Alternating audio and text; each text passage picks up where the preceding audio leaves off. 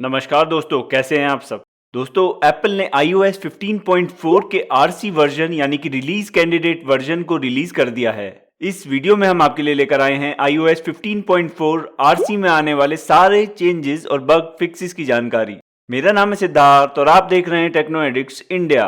दोस्तों, एप्पल ने यहाँ पर iOS 15.4 आरसी के साथ साथ iPadOS 15.4 RC, watchOS 8.5 RC, tvOS 15.4 RC, HomePodOS 15.4 RC और macOS Monterey 12.3 RC को भी रिलीज किया है। चलिए सबसे पहले देख लेते हैं इस अपडेट के फाइल साइज को। जैसा कि आप यहाँ पर देख सकते हैं दोस्तों कि iOS 15.4 का अपडेट फाइल साइज मेरे इस iPhone 13 Pro Max में है 5.25 GB। दोस्तों, जब भी हम किसी बीटा वर्जन से रिलीज कैंडिडेट वर्जन पर या पब्लिक वर्जन पर मूव करते हैं तो हमें अपडेट फाइल साइज हमेशा ही ज्यादा देखने को मिलता है, क्योंकि यहाँ पर हमारा पूरा सॉफ्टवेयर दोबारा से इंस्टॉल होता है। दोस्तों, ये iOS 15.4 का फाइनल पब्लिक वर्जन ही होगा अगर एप्पल को यहाँ पर कोई नई प्रॉब्लम नहीं मिलती है इस रिलीज कैंडिडेट वर्जन में। तो चलिए दोस्तों, अब नजर डाल लेते हैं इस अपडेट के बिल्ड नंबर पर। जैसा कि आप यहाँ पर देख सकते हैं कि इस अपडेट का बिल्ड नंबर मेरे iPhone 13 Pro Max में है 19E241। दोस्तों, इस वीडियो में मैं आपको iOS 15.4 में आने वाले कुछ मेजर चेंजेस के बारे में ही बताऊंगा। iOS 15.4 में आने वाले सारे चेंजेस के बारे में दोस्तों मैं डिटेल में आपको नेक्स्ट वीक के वीडियो में बताऊंगा जब iOS 15.4 पब्लिक के लिए रिलीज हो जाएगा। तो चलिए बात कर लेते हैं iOS 15.4 में आने वाले कुछ मेजर चेंजेस के बारे में। दोस्तों, अगर आप यहाँ पर iOS 15.4 के बीटा 5 से iOS 15.4 के रिलीज कैंडिडेट पे मूव करते हैं तो यहाँ पर आपको कोई नया मॉडर्न फर्मवेयर अपडेट देखने को नहीं मिलता है। तो दोस्तों, अगर आपको iOS 15.4 के बीटा 5 में कोई नेटवर्क कनेक्टिविटी इश्यूज आ रहे थे तो वो नेटवर्क कनेक्टिविटी इश्यूज अब भी आपको यहाँ पर iOS 15.4 के रिलीज कैंडिडेट के बाद भी देखने को मिलेंगे। लेकिन दोस्तों, अगर आप यहाँ पर iOS 15.3.1 से मूव करेंगे तो आपको यहाँ पर मॉडर्न फर्मवेयर अपडेट देखने को मिलेगा। दोस्तों, जैसा कि आप जानते हैं कि एप्पल ने अपने लॉन्च इवेंट में नए ग्रीन कलर के iPhone 13 को रिलीज किया है, तो उन ग्रीन कलर के iPhone 13 से ही रिलेटेड यहाँ पर हमें नए वॉलपेपर देखने को मिलते हैं अब iOS 15.4 में। अगर हम यहाँ पर दोस्तों सेटिंग्स में वॉलपेपर वाले ऑप्शन में जाते हैं, यहाँ पर दोस्तों जब हम चूज अ न्यू वॉलपेपर में जाते हैं तो यहाँ पर हमें लाइव वॉलपेपर में आप यहाँ पर देख सकते हैं कि यह ग्रीन कलर का नया वॉलपेपर अब देखने को मिलता है। अगर हम यहाँ पर इसके स्क्रीन पर प्रेस करते हैं तो आप यहाँ पर इस वॉलपेपर की एनिमेशन को भी देख सकते हैं। तो ये एक नया वॉलपेपर यहाँ पर इंट्रोड्यूस किया गया है कल के एप्पल लॉन्च इवेंट के बाद। iOS 15.4 में आने वाला सबसे बड़ा फीचर है दोस्तों कि अब हम अपने आईफोन को अनलॉक कर सकते हैं जब हमने अपने फेस पे मास्क लगाया हुआ हो तब भी। इस फीचर को इनेबल करने के लिए दोस्तों आपको अपने आईफोन की सेटिंग्स में फेस आईडी एंड पासकोड वाले ऑप्शन में जाना है। फेस आईडी एंड पासकोड में दोस्तों आप यहाँ पर नीचे देख सकते हैं कि यहाँ पर आपको ऑप्शन देखने को मिल रहा है फेस आईडी विद मास्क का। दोस्तों, जब आप पहली बार इस ऑप्शन को इनेबल करेंगे तो आपको यहाँ पर अपने फेस आईडी को कॉन्फ़िगर करना पड़ेगा अपने फेस पे मास्क लगा के। इसके अलावा दोस्तों आप यहाँ पर देख सकते हैं कि यहाँ पर आपको ऐड ग्लासेस का भी ऑप्शन देखने को मिलता है। अब आप दोस्तों iOS 15.4 में अपने ग्लासेस को पहनकर भी अपने फ़ोन को अनलॉक कर सकते हैं। लेकिन दोस्तों ये फीचर सन ग्लासेस के साथ काम नहीं करेगा। एक और बात का दोस्तों आप लोगों को यहाँ पर ध्यान रखना होगा कि ये फेस आईडी विद मास्क का फीचर iPhone 12 ऑनवर्ड्स ही काम करता है, मतलब iPhone 12 से पुराने फोन पे ये फीचर काम नहीं करेगा। चलिए देखते हैं कि ये फीचर कैसे काम करता है। जैसा कि आपने देखा कि ये फीचर मैंने अपने फ़ोन में इनेबल किया हुआ है। अब हम अगर अपने फ़ोन को अनलॉक कर देते हैं और उसके बाद जब हम अपने फेस पे मास्क लगा के अपने फ़ोन को यहाँ पर अपने फेस की तरफ पॉइंट करते हैं तो आप यहाँ पर देख सकते हैं कि हमारा फ़ोन यहाँ पर अनलॉक हो गया है। तो इस तरीके से दोस्तों आप यहाँ पर देख सकते हैं कि मेरा फ़ोन यहाँ पर अनलॉक हो गया है जब मैंने अपने फेस पे मास्क लगाया हुआ है तब भी। तो ये काफ़ी यूजफुल फीचर दोस्तों यहाँ पर इंट्रोड्यूस किया गया है iOS 15.4 में। इसके अलावा दोस्तों iOS 15.4 में हमें 37 न्यू इमोजीज देखने को मिलते हैं। आप यहाँ पर देख सकते हैं कि ये वो सारे इमोजीज हैं जो हमें iOS 15.4 में नए देखने को मिलते हैं। एक चेंज दोस्तों यहाँ पर हमें देखने को मिलता है सिरी में। सिरी में दोस्तों अब यहाँ पर एक नई वॉइस को ऐड कर दिया गया है। जब हम अपने फ़ोन की सेटिंग्स में सिरी एंड सर्च वाले ऑप्शन में जाते हैं, सिरी एंड सर्च वाले ऑप्शन में दोस्तों जब हम यहाँ पर सिरी वॉइस वाले ऑप्शन में जाते हैं तो यहाँ पर दोस्तों अमेरिकन वॉइस के अंडर में अब आप यहाँ पर नया ऑप्शन देख सकते हैं वॉइस 5 का। ये वॉइस 5 का ऑप्शन दोस्तों नया इंट्रोड्यूस किया गया है iOS 15.4 में। चलिए सुनते हैं कि ये वॉइस 5 कैसे साउंड करती है। Hi, I'm Siri. Choose the voice you'd like me to use. तो आप यहाँ पर सुन सकते हैं कि ये वॉइस 5 का नया ऑप्शन iOS 15.4 में इंट्रोड्यूस किया गया है। इसके अलावा दोस्तों iOS 15.4 में हमें एक और नया ऑप्शन देखने को मिलता है कि जब हम अपने आईफोन को अपडेट करते हैं तो हमें इस तरीके का मैसेज अब देखने को मिलता है अपने फ़ोन में कि do you want to use your mobile data to download your software. यहाँ पर आपको दो ऑप्शन देखने को मिलते हैं, यूज़ मोबाइल डेटा और डोंट यूज़ मोबाइल डेटा। दोस्तों यहाँ पर काफ़ी सारे यूज़र्स ऐसे हैं जिनके फ़ोन में ये ऑप्शन पहले भी देखने को मिल रहा था, लेकिन अब iOS 15.4 में ये ऑप्शन सभी मोबाइल्स में देखने को मिलता है। iOS 15.4 से पहले दोस्तों ये ऑप्शन आपको सिर्फ 5G में ही देखने को मिलता था, लेकिन अब दोस्तों ये ऑप्शन 4G में सभी यूजर्स के लिए अवेलेबल है। तो अब दोस्तों आप अपने आईफोन का सॉफ्टवेयर मोबाइल डेटा पर भी अपडेट कर सकते हैं। इसके अलावा दोस्तों iOS 15.4 में एयरटैग से रिलेटेड एक नया मैसेज इंट्रोड्यूस किया गया है। दोस्तों एप्पल के पास काफी सारी कंप्लेंट्स आ रही थी कि लोग एयरटैग्स का यूज कर रहे हैं दूसरे लोगों को ट्रैक करने के लिए। तो इस प्रॉब्लम को फिक्स करने के लिए दोस्तों एप्पल ने अब यहाँ पर एक नया मैसेज इंट्रोड्यूस किया है। जब आप अपने आईफोन से अपने एयरटैग को पहली बार पेयर करते हैं, आप यहाँ पर देख सकते हैं कि इस तरीके का मैसेज आपको अपने आईफोन में देखने को मिलेगा जब आप एयरटैग को अपने फोन के साथ पेयर करेंगे। यहाँ पर आप देख सकते हैं कि यहाँ पर मेंशन्ड है कि AirTag is intended solely to track items that belong to you.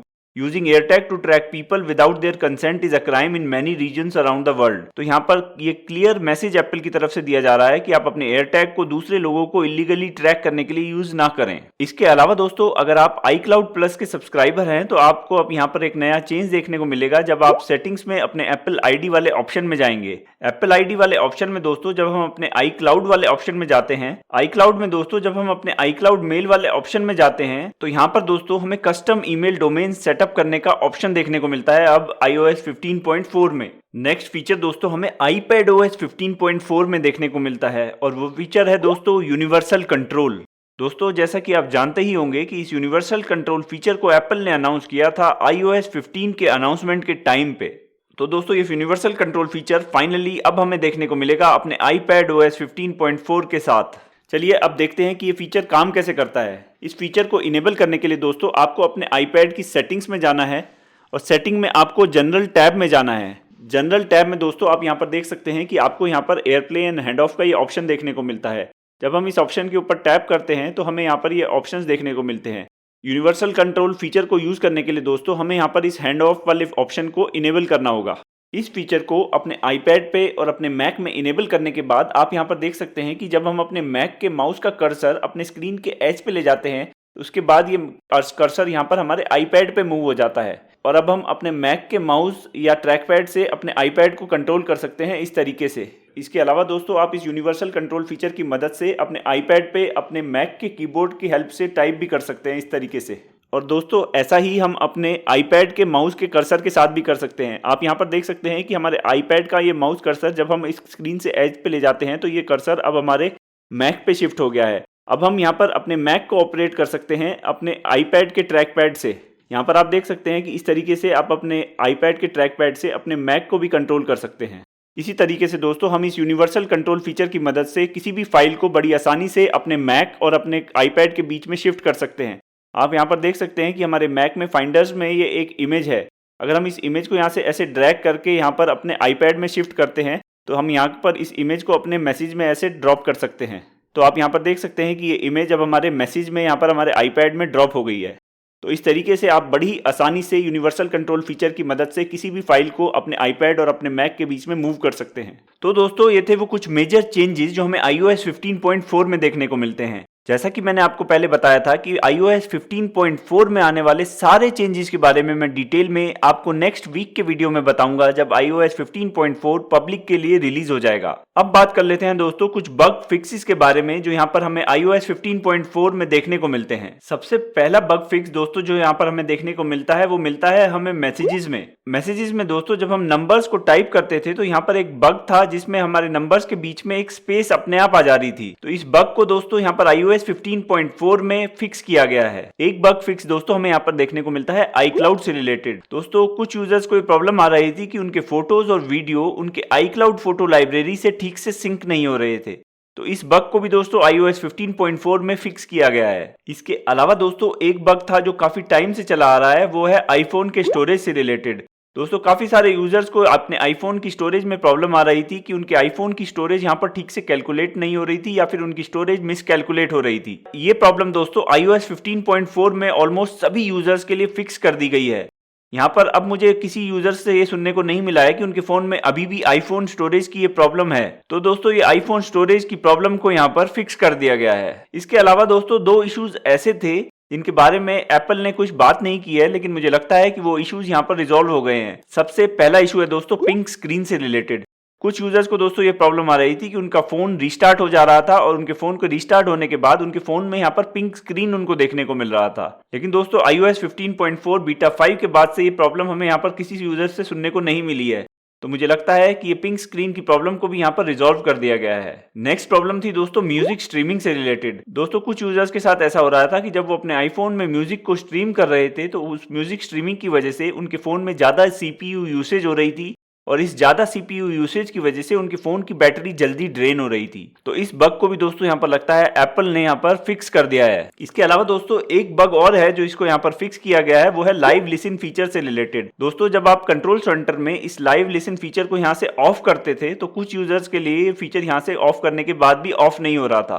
तो इस बग को दोस्तों iOS 15.4 में फिक्स कर दिया है एप्पल ने। इसके अलावा दोस्तों एक बग था जो यहाँ पर इंडियन यूजर्स फेस कर रहे थे, वो था BGMI से रिलेटेड। काफी सारे हमारे सब्सक्राइबर ने दोस्तों हमें बताया था कि उनको BGMI में एक लैग देखने को मिल रहा है जब वो अपने गेम को 90 फ्रेम पर सेकंड पर प्ले कर रहे हैं। दोस्तों ये BGMI में लैग का इशू आप यहाँ पर देख सकते हैं कि अभी भी हमें यहाँ पर देखने को मिल रहा है iOS 15.4 RC के बाद भी। दोस्तों अब ये प्रॉब्लम यहाँ पर एप्पल की तरफ से भी हो सकती है और ऐप डेवलपर की तरफ से भी हो सकती है, लेकिन वजह कोई भी हो ये प्रॉब्लम यहाँ पर अभी तक रिजॉल्व नहीं हुई है iOS 15.4 रिलीज कैंडिडेट के बाद भी। तो इस प्रॉब्लम की वजह से दोस्तों BGMI में गेमर्स को काफी प्रॉब्लम फेस करनी पड़ रही है अपने आईफोन्स में। अब बात कर लेते हैं दोस्तों कुछ बग्स के बारे में जो यहाँ पर iOS 15.4 रिलीज कैंडिडेट के रिलीज के बाद भी यहाँ पर हमें देखने को मिलते हैं। अगर हम दोस्तों एप्पल के रिलीज नोट पे नजर डालें तो यहाँ पर हमें 12 नोन इश्यूज देखने को मिलते हैं जो अभी भी यहाँ पर iOS 15.4 के बाद भी रिजॉल्व नहीं हुए हैं। यहाँ पर आप देख सकते हैं कि आपको यहाँ पर हेल्थ ऐप से रिलेटेड ये इशू देखने को मिलता है जिसमें हमारी हेल्थ ऐप क्रैश हो जा रही है जब हम ब्लड ऑक्सीजन फीचर को यूज करने की कोशिश करते हैं अपनी हेल्थ ऐप में। इसके अलावा दोस्तों यहाँ पर कुछ और भी ऐसे इश्यूज हैं जो यहाँ पर अभी भी रिजॉल्व नहीं हुए हैं। ये इश्यूज हैं दोस्तों हेल्थ किट से रिलेटेड, होम से रिलेटेड और आईट्यून से रिलेटेड। तो ये कुछ ऐसे इश्यूज हैं जो यहाँ पर अभी भी एप्पल को रिजॉल्व करने हैं। अब बात कर लेते हैं दोस्तों बैटरी के बारे में। अगर हम दोस्तों यहाँ पर लास्ट 10 डेज की बैटरी परफॉर्मेंस पे नजर डालें तो यहाँ पर आप देख सकते हैं कि ट्यूसडे को मुझे यहाँ पर स्क्रीन ऑन टाइम मिला था 3 आवर्स 32 मिनट का और स्क्रीन ऑफ टाइम मिला था 1 आवर 45 मिनट का। तो दोस्तों यहाँ पर iOS 15.4 बीटा 5 के बाद मुझे यहाँ पर एवरेज बैटरी परफॉर्मेंस ही देखने को मिल रही थी अपने इस iPhone 13 Pro Max में।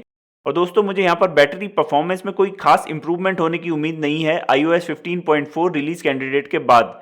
जैसी बैटरी परफॉर्मेंस हमें यहाँ पर बीटा 5 के बाद देखने को मिल रही थी वैसी ही बैटरी परफॉर्मेंस यहाँ पर हमें iOS 15.4 के रिलीज कैंडिडेट के बाद देखने को मिलेगी। लेकिन दोस्तों अगर आप iOS 15.3.1 से iOS 15.4 पे शिफ्ट करेंगे तो आपको बैटरी लाइफ में थोड़ा इंप्रूवमेंट देखने को मिलेगा, क्योंकि iOS 15.3.1 में दोस्तों हमें बैटरी ड्रेन के इश्यूज देखने को मिल रहे थे। अगर हम बात करें दोस्तों ओवरऑल परफॉर्मेंस की तो ओवरऑल परफॉर्मेंस में दोस्तों यहाँ पर मुझे किसी तरीके की कोई प्रॉब्लम नजर नहीं आ रही है अपने इस iPhone 13 Pro Max में। अगर हम यहाँ पर BGMI के इशू को छोड़ दें दोस्तों तो उसके अलावा यहाँ पर हमें किसी तरीके का कोई इशू अब देखने को नहीं मिल रहा है iOS 15.4 में।